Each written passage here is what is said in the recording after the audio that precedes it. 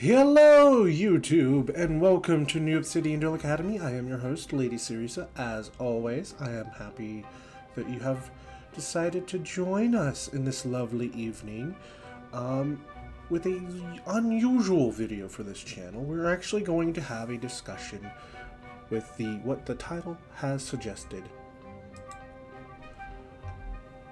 The legendary Swordmaster Chaos Soldier, or the legendary Swordmaster Black Luster Soldier. It was introduced to us yesterday through Yu-Gi-Oh! Organization, which a link will be provided in the description below on the details of that card. However, I just want to go in a little bit of detail on this one, or at least my personal perspective of this card. This card seems like it would be new support for like Black Luster Soldier or a Blue Eyes White Dragon deck or a Dark Magician deck, because it has an effect that utilizes dealing with normal monsters. However, I'm going to have a little bit of controversy with some people, and especially against some seasoned players, probably more seasoned than myself. And that's going to be, this card seems to also be support for two other archetypes, one less than the other, but it's the rituals. And this card usually this card has effects that basically deals with ritual monsters and normal monsters. The second effect on this card is just horrible, but let's go ahead and get into the discussion about the effects. So, on this card, it reads as follow. You can ritual summon this card with Chaos Form or Super Soldier Ritual, which is fine, but it also must be ritual summoned. You can't summon it in other ways, just ritual summon. Now, its first effect is what I think will be support for two other archetypes, and I will get into that in a second. During your draw phase, mind you, during your draw phase, which means you don't draw a card, before you draw, you can reveal this card in your hand, give you up your normal draw this turn, and if you do, add one ritual spell from your deck to your hand. Now, I see this card as a decent searcher that you only would have probably run at one. You wouldn't run it more than once. But if you were going to run it, you would probably only run one copy. And it's for that effect alone.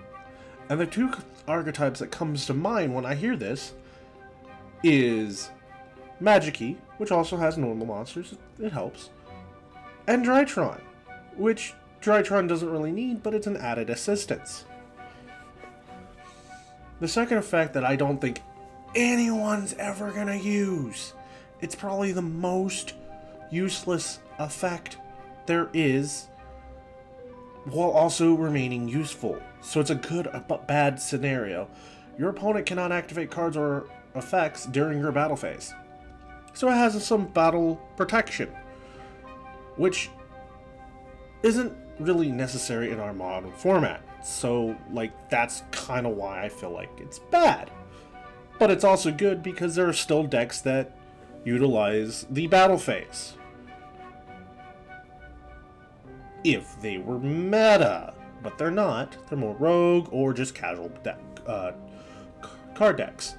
The last effect, which works more towards Magic-y, and why you would think Blue Eyes White Dragon or Dark Magician or even Red Eyes, is when this attacking card, or when this card attacks, that while it was ritual summoned using a normal monster, destroys an opponent's monster by battle, the battle effect, which again probably not going to be used much, you can shuffle all cards your opponent controls into the deck. So it's kind of like a Zeus, but better, but worse.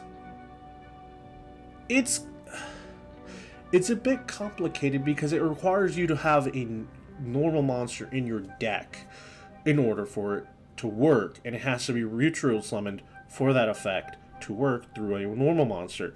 So that's why Magic-y comes to mind, because they constantly ritual summon anyways, but you'll have to give up like another card slot for a ritual spell, either Chaos Form or Super Soldier Ritual, making that effect pretty bad.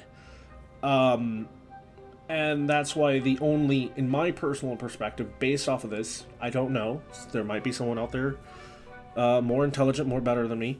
Well, okay, there are some people better than me at this game, let's not gonna lie. Though I would like to hear your responses on that, on your personal perspective of this card.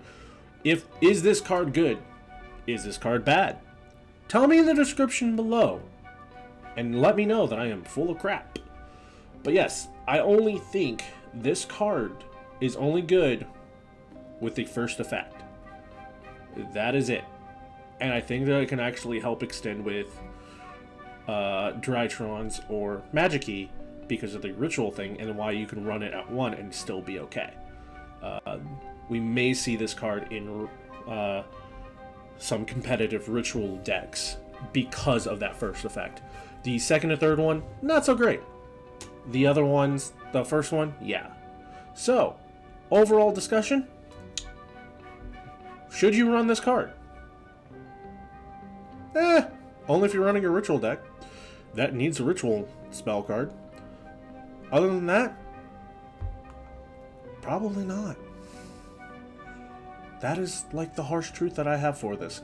Again, tell me in the description, tell me in the comments below if you think you should run this card and why. And as always, I'll see you in the next video. Class dismissed.